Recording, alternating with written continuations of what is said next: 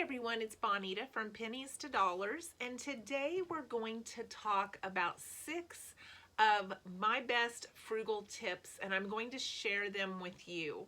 And these are things that I live by every day, and if you can kind of work these thoughts into your daily routine, you will end up saving money and not even notice that you are missing anything. It won't change your quality of life at all, and that's what we really want to do when we live frugally, is we want to live our best life and not feel like we're missing out on anything.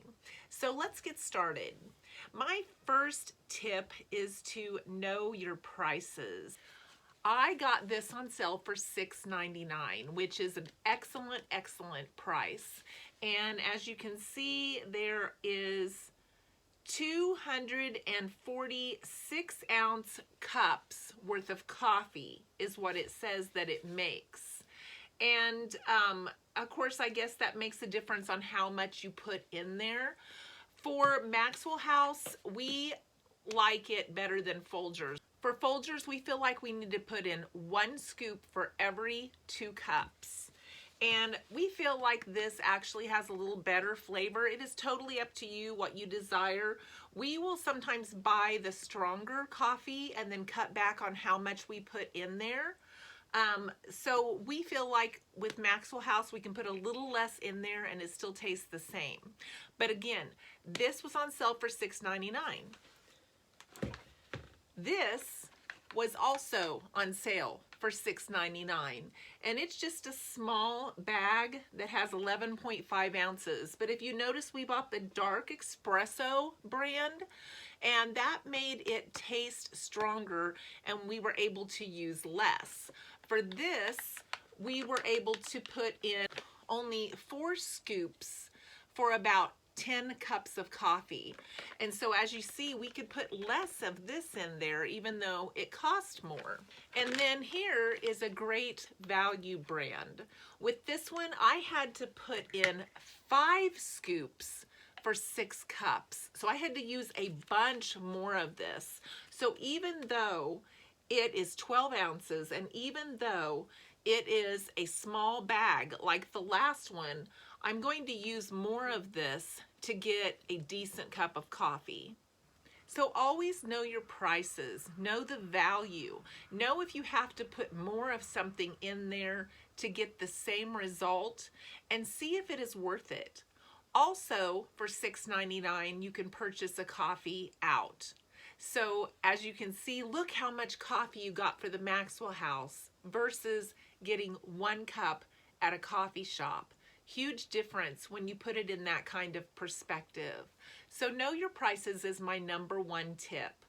The second tip is don't be afraid to step down. What I mean by that is don't be afraid to step down and try something that may save you money. For instance, we switched to the pancake syrup at Aldi, and it is a lot cheaper and it tastes exactly the same as a name brand. And so sometimes even if you buy the off brand, you can step down to a store like Aldi for the syrup and still have the same quality and sometimes even a better quality just by stepping down. Also, we've switched to low sodium bacon that we can catch that's usually cheaper or on clearance.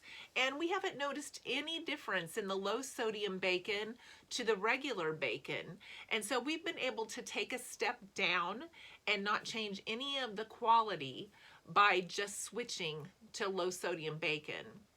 The third tip is just because it's on sale doesn't mean it's for you. And so I learn this all the time. I check my clearance items, and just because they're on sale doesn't mean they're for me. For instance, I went in to the clearance meats the other day and they had a 1-pound small roast for $12 to $15 that I knew was not going to last us beyond 1 meal. once we cooked it and it shrunk down. So even though that was on sale, that wasn't for me. Even if I was hungry for roast, that doesn't mean it was for me.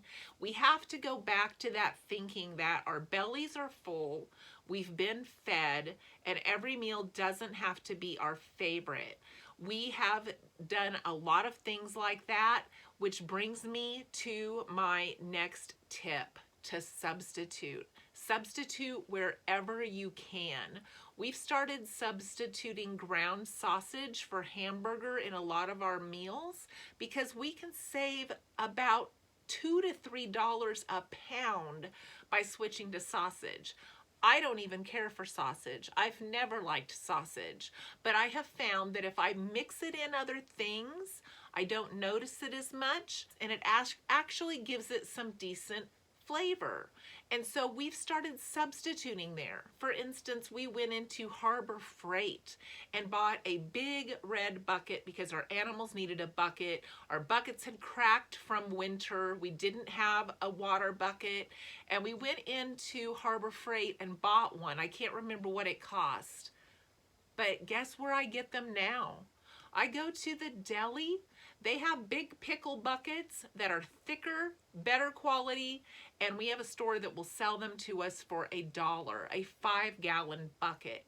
So I can get a better quality bucket that will last me for way less money just by substituting what I was going to normally do. The 5th tip is to just cut it out. Just cut it out. If you normally put something into a recipe and you're out of it, just skip it or use something else. Like I said, substitute. But there are times that I go to make things and maybe it'll call for nuts. Nuts are expensive. I don't have any nuts. I don't particularly like nuts in my food anyway, so I just skip it. Or it will call for raisins. I don't have raisins. Raisins are expensive. I just skip it. A lot of people really follow recipes to the T, but you can skip some of those ingredients and they won't make a difference. The only things that you really can't skip are like the baking powder, the baking soda, because that's going to have to do with leavening your product and making it actually rise.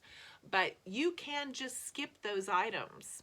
We switched about 2 years ago and we'd gotten lazy. I admit it, we'd gotten lazy, and we switched about 2 years ago to stop using paper towels again, to stop using paper napkins again. We don't even miss it.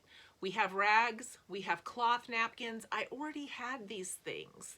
But for some reason, when I was young and I first moved out and I was poor, I couldn't afford paper towels, napkins, and Kleenex, and toilet paper. So we used like toilet paper for Kleenex, and we didn't have paper towels. And I kept thinking, man, if I ever get elevated in society, I'm going to be able to afford all 4 of those paper products at the same time. And so when I did better financially in my life and I had all 4 of those things, I thought, wow, I've really made it. I can buy all 4 paper products and have them on hand at all times. And 2 years ago, I realized, that was silly. That was just plain silly. I have real napkins that I was only using on the holidays. I have rags. I have old towels to cut up into rags. I don't need all of those extra paper products. We still buy Kleenex and toilet paper, but we don't buy those other items. It didn't affect our quality of life. In fact, it improved our quality of life. By having real napkins, you just feel elevated when you're eating your meal. It just makes your meal feel even more fancy, even if it's not, because you have an actual real napkin. And so I cut those things out, and it did not affect my life at all. And I wonder how much money I've saved by doing that. You don't notice sometimes the extra money that's in there, but when you have to add that into your grocery cart, you do notice that extra money. And then my last tip is to think ahead. Think ahead to save money. Lay out that meat to thaw. Plan for things that you know are going to cost you money. We had to put in a walk-in shower. I've been saving for this for years. I've had some injuries and I knew I was going to need a walk-in shower, and so I started saving for it. And it took me quite a few years to save for it, but I paid for the whole thing when I had it done, and I don't have any monthly payments or anything for having that walk-in shower put in. I knew I was going to need a new used car. I saved for that for a bunch of years, and then I was able to pay for that just right out. If you know you're going to need new tires, if you know you're going to need repairs at some point, start saving for that. Put that in your monthly budget. I have a budget right now for a car. Even though I just bought a car, I have a budget for a car. And each month I make sure I have enough money saved back so when the time comes and I need repairs or I need tires or I need another car, I have money saved back. Just little things can save you money by thinking ahead. For instance, if you just set up your coffee filter with your coffee in it the night before, and then when you first get up before you take your shower, turn that on, go take your shower, put on your makeup, do your hair, and when you come out, you can put it in your to-go cup and you're set. And you're not so tempted to go through that drive-through and get that $6.99 coffee. And you'll be so proud of yourself when you realize how much money you've saved. If you can just do that even a day or two a week, just to think ahead can save you money. So I hope these tips were helpful to you. Thank you as always for following me. If you haven't subscribed, I would appreciate that, and I hope to see you in the next video.